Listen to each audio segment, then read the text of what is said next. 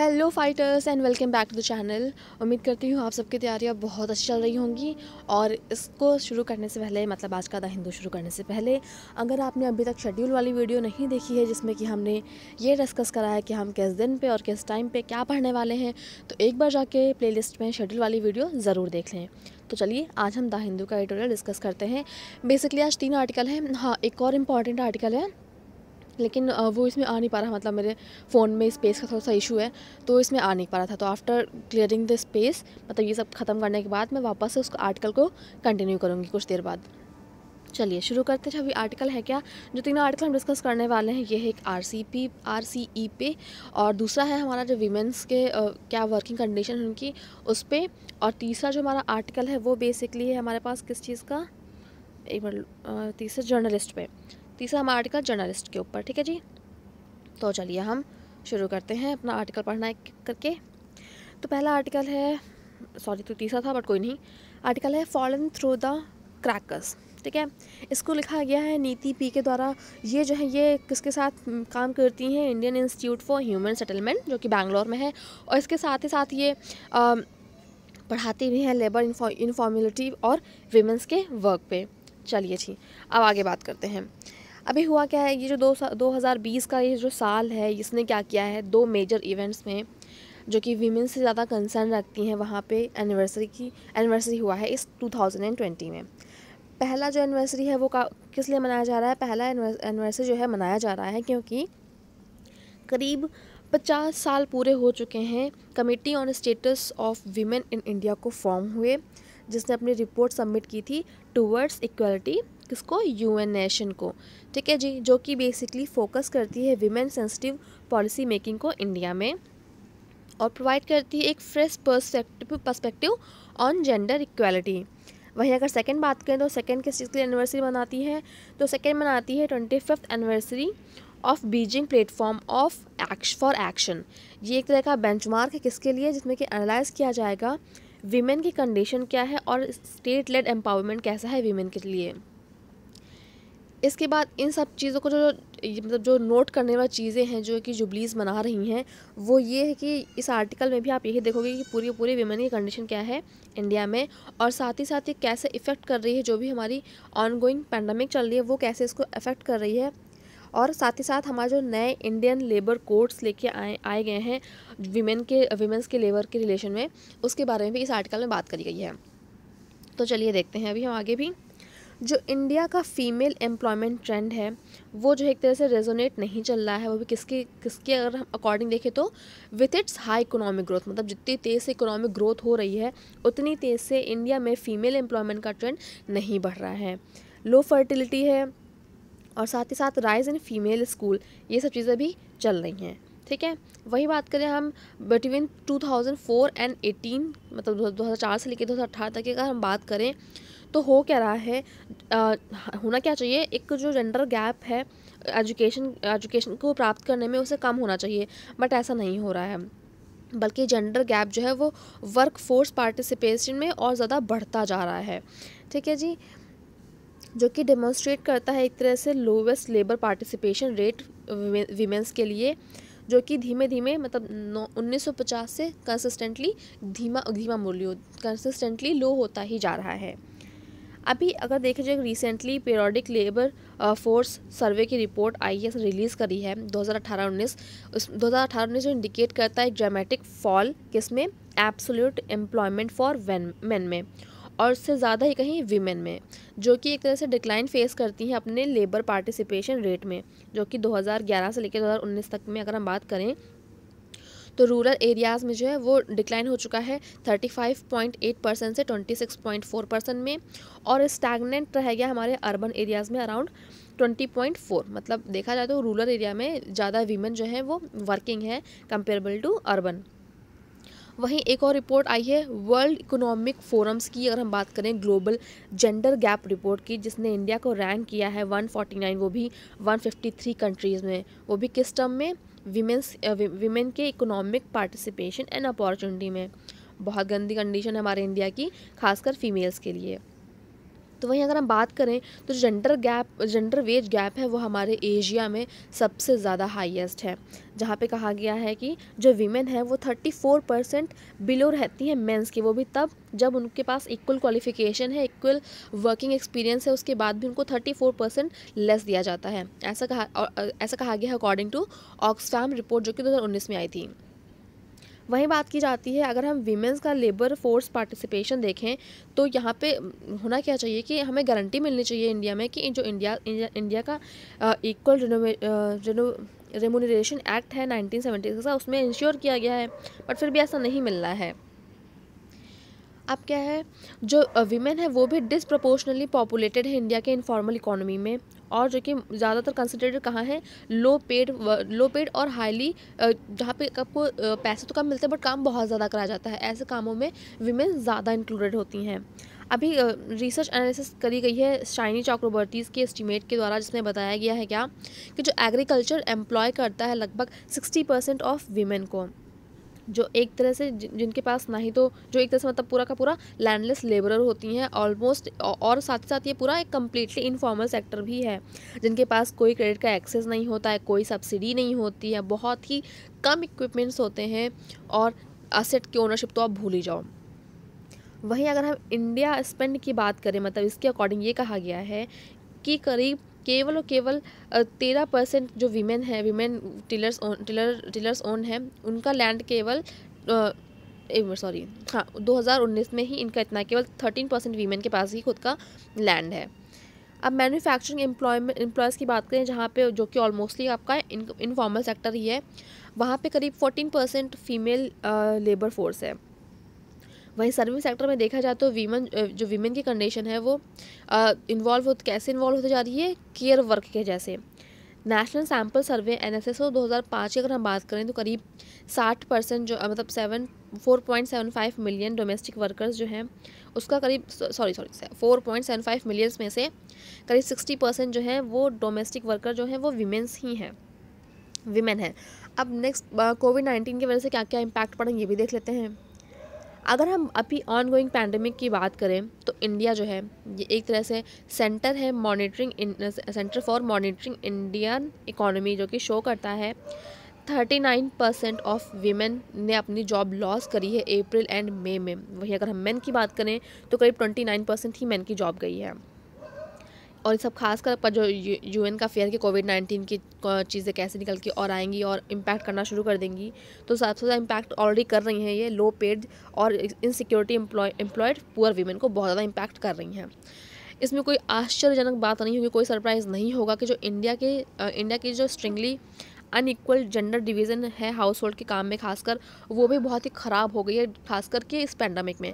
ऐसा माना जा रहा है कि जो वीमेन है, एक तो अनपेड वर्क भी होता है उनका, वो करीब 3 टाइम्स और कभी कभी तो 6 टाइम्स, 3 टाइम्स कहा गया है NSS के अकॉर्डिंग और 6 टाइम्स कहा गया है OECD के अकॉर्डिंग, इतना ज़्यादा काम करती हैं मेन के अकॉर्डिंग, मतलब हाउस होल्ड वर्क इतना ज़्यादा करती हैं जो कि अनपेड होता है।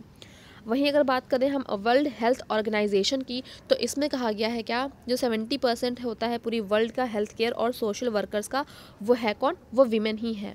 इंडिया में देखा जाए तो वीमेन एक तरह से इंडिस्पेंसिबल हैं कि as a front line ASHA worker, लेकिन उनको वो बहुत ही अंडर पेड हैं और ओवर वर्क भी हैं। अभी क्या हुआ, इंडिया में रिसेंटली 3 लेबर कोड्स जो हैं लाए गए हैं, वो भी किस पे, on occupational safety, health and working condition, on industrial relations and on social security. लेकिन जो ये लॉज हैं, ठीक है जी, ये उसके बाद हम लेबर रिलेशन को ट्रांसफॉर्म करने के अलावा ये कुछ खास काम नहीं करती हैं, लेकिन बल्कि साथ साथ ये केवल और केवल ख़त्म हो जाती हैं ईजिंग बिजनेस के ऊपर जाके। ठीक है जी, जो कोड है वो एक्नॉलेज करते हैं जेंडर वेज गैप को, ना ही तो नॉन पेमेंट ऑफ वेजेस को, और ना ही बोनस को। और जो इग्नोर इनफॉर्मल, इसमें खासकर कि आपकी वीमेंस वर्कर होती हैं, तो वही इग्नोर करता है इनफॉर्मल वर्कर्स को, उनके सोशल सिक्योरिटी से, इंश्योरेंस से और फंड प्रोवाइड करने से, मटर्निटी बेनिफिट नहीं मिलती है, ग्रेटिट्यूड नहीं मिलता है, सब चीज़ें कुछ नहीं मिलती हैं। कोड में ऐसा कोई भी प्रावधान नहीं किया गया है। ऐसा माना कि कर दिया गया है कि वीमेंस को अलाउ कर दिया गया कि आप नाइट शिफ्ट में काम कर सकते हो, लेकिन बहुत ही कम फोकस दिया गया है कि क्या अकाउंटेबिलिटी होगी, क्या रिस्पॉन्सिबिलिटी होगी। इवन यहाँ पे तो नाइट शिफ्ट में अगर काम भी दिया जा रहा है तो यहाँ पे कोई sexual harassment at work place से रिलेटेड कुछ भी चीज़ें नहीं, सबका सब मिसिंग है। जो मैटरनिटी बेनिफिट्स हैं वो अभी तक अनचेंज है, 2017 में जो अमेंडमेंट हुआ था उसके बाद से अभी तक अनचेंज्ड है। ठीक है जी। उसके बाद कहा गया क्या, ये कहा गया कि वही चीज़ है, पूरा का पूरा अनचेंज है जो कि 2017 में था, वही उसी अकॉर्डिंग ही है। अब जो रिसेंट रिपोर्ट जो भी recent labour courts disregard women's work condition है, ठीक है जी, मतलब बहुत ही बेकार कंडीशन यहाँ पे। एक तरह देखा जाए तो पूरा का पूरा bluntly women insensitive labour policy making है। और साथ ही साथ ये एक तरह से मतलब जो पैंडमिक चल रहा है इसके बीच में सब चीज़ें ऐसे आ गई हैं कि विमेन की कंडीशन और ज़्यादा ख़राब होती जा रही है। अब जो जेंडर है उसको तो आप ख़त्म कर नहीं सकते हो, लेकिन जो भी एक हर एक पॉलिसी बनाई जाती है, हर एक कोड बनाया जाता है, वो कैसे इस पूरे के पूरे प्रपोर्शन को इंडिया के वर्क फोर्स में कितना ज़्यादा, कितने गंदे तरीके से अफेक्ट कर रहा है, ये सब चीज़ें तो आप देख सकते हो। ये सब चीज़ें तो कर सकती हैं, पेड और अनपेड के चक्कर में भी, एक्नॉलेजमेंट और नॉलेजमेंट के चक्कर में भी। ना ही उनको पैसे सही से मिलते हैं, ना ही उनको एक्नॉलेजमेंट मिलती है। तो ये आर्टिकल हमने ख़त्म कर लिया है। अभी बाकी 2 आर्टिकल हैं, उनको भी आगे देखते हैं। चलिए फिर आगे बढ़ते हैं अभी हम। तो ये आर्टिकल है नेक्स्ट, थ्रेट और ट्रीट ऑन RCEP डील। ठीक है, जो अभी क्या हुआ है, एक रीजनल कॉम्प्रिहेंसिव इकोनॉमिक पार्टनरशिप जो है वो साइन की गई है, एग्जिस्टेंस में आई है हमारे संडे को ही। और 15 कंट्रीज़ इसमें कौन कौन सी हैं, China, Japan, south Korea, Australia, New Zealand और बाकी के 10 एशियन ग्रुप, इन सब ने मिलके इसको साइन किया है। ठीक है जी। एक तरह से देखा जाए तो ये मतलब पूरे वर्ल्ड में से एक लार्जेस्ट ट्रेडिंग ब्लॉक्स हैं। इसमें नोटिस करने वाली बात ये है कि इंडिया इसमें से एब्सेंस रहा, मतलब 7 साल तक नेगोशिएट करता रहा RCEP से, और एट द एंड उसने इस ग्रुप से एग्जिट कर लिया।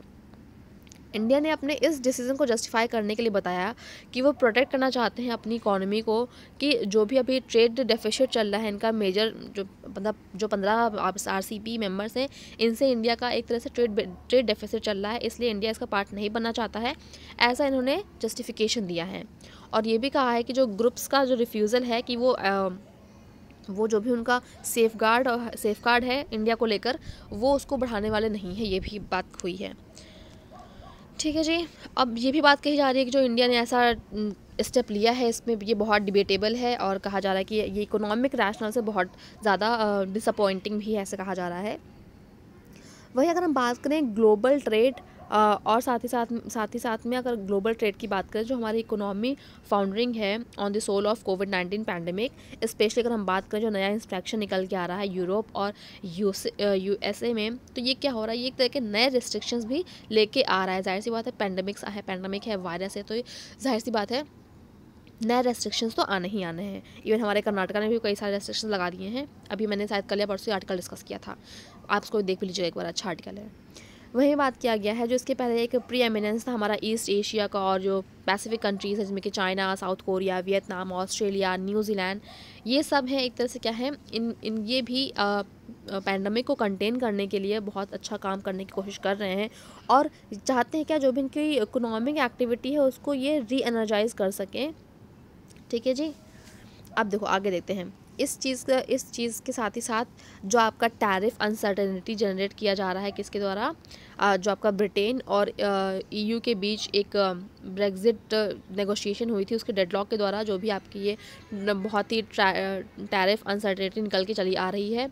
और एक तरह से देखा जाए तो ये जो है एविडेंट भी बनता जा रहा है कि इंडिया ने एक बहुत ही अपनी वाइटल अपॉर्चुनिटी को भी खो दिया है, ऐसा कहा भी जा रहा है।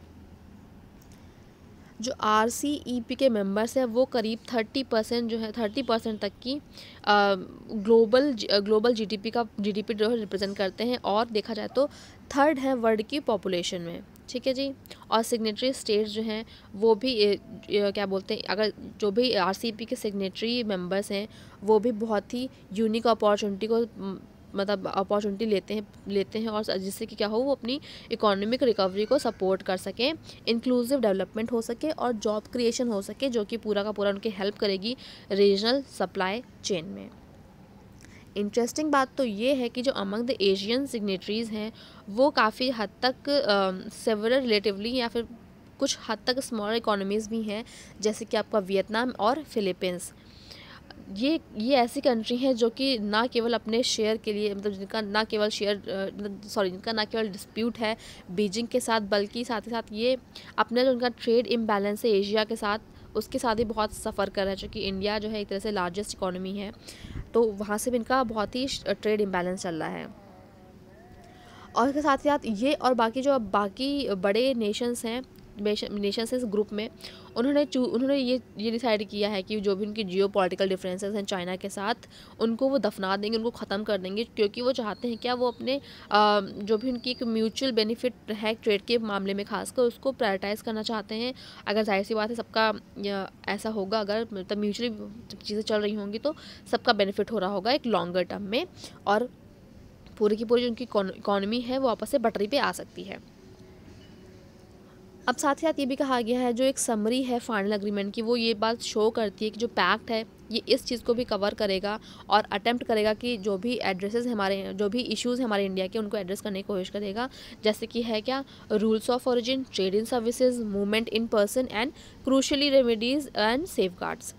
अब इसके साथ साथ अगर हम इंडिया की इकोनॉमी को एक्नॉलेज करते भी हैं और उसकी मार्केट को वैल्यू देते भी हैं, तो जो RCEP के जो मेंबर्स हैं वो ना केवल इंडिया के लिए अपने डोर खोलने से रह रहे हैं, बल्कि साथ ही साथ वो जो भी 18 मंथ्स की कूलिंग पीरियड का इंटरेस्ट एप्लीकेशन है उसको वेव कर देंगे, ऐसी की बात करी जा रही थी।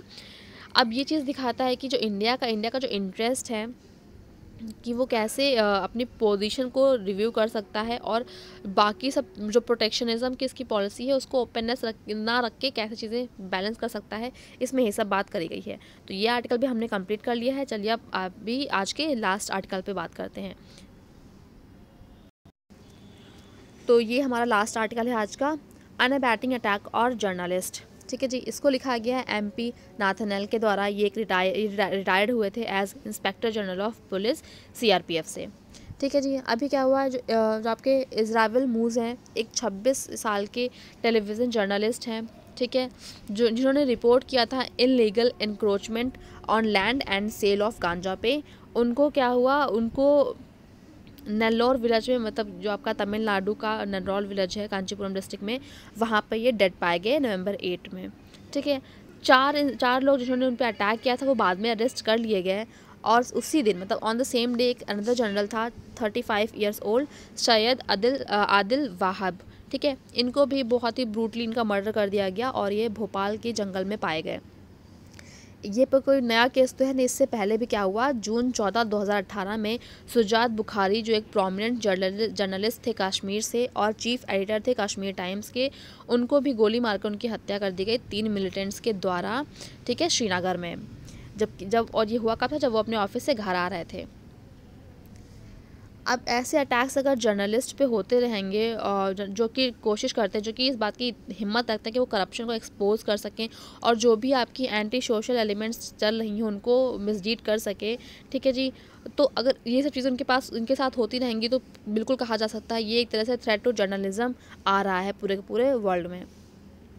अब अगर हम इंडिया के पर्सपेक्टिव से बात करें तो इंडिया का जो पूरा रैंक है वर्ल्ड प्रेस फ्रीडम इंडेक्स में, वो पिछले कुछ सालों से गिरता ही चला जा रहा है। जो एनुअल रिपोर्ट है रिपोर्टर्स विदाउट बॉर्डर्स की, इंडिया जो है इसमें स्टेडली नीचे जाता ही जा रहा है ग्लोबल इंडेक्स में। पहले की 2018 में इसकी रैंक थी 138, 2019 में थी इसकी 140, और अभी इस साल है 142। अगर हम देखें यूनाइटेड नेशन की, अगर हम उसके अकॉर्डिंग बात करें तो इसका कहना है क्या, जर्नलिज्म जो है एक तरह का बहुत ही डेंजरस प्रोफेशन है पूरे वर्ल्ड में। 2006 से लेकर 2019 के बीच में करीब 1200 जर्नलिस्ट को है मार दिया गया है पूरे के पूरे वर्ल्ड में। ऑन एन एवरेज की बात करी गई है तो लगभग एक जर्नलिस्ट हर 14 दिन पे मारा जाता है। ठीक है जी, और बहुत ही कम केसेस में क्या होता है, जो किलर्स है उनको कन्विक्ट किया जाता है, बाकी तो बहुत से केसेस में उनको स्कॉट फ्री मतलब आज़ाद छोड़ दिया जाता है। वहीं अगर 2009 में देखें हम तो करीब 32 जर्नलिस्ट को फिलीपींस में मार दिया गया था। ठीक है, 10 को अफ़गानिस्तान में मार दिया गया 2016 में, और 10 जर्नलिस्ट को जो है उनको सुइसाइड बॉम्ब अटैक में मार दिया गया था 2018 में काबुल में। एक रिपोर्ट रिलीज़ की गई है एक एनजीओ के द्वारा पिछले 10 सालों में, जो कि स्टेट करता है क्या 198 जर्नलिस्ट में से जो 40 हैं उन पे अटैक हुआ है इंडिया में करीब 2014 से लेकर 2019 तक, और जो कि मारे भी गए हैं इस अटैक की वजह से।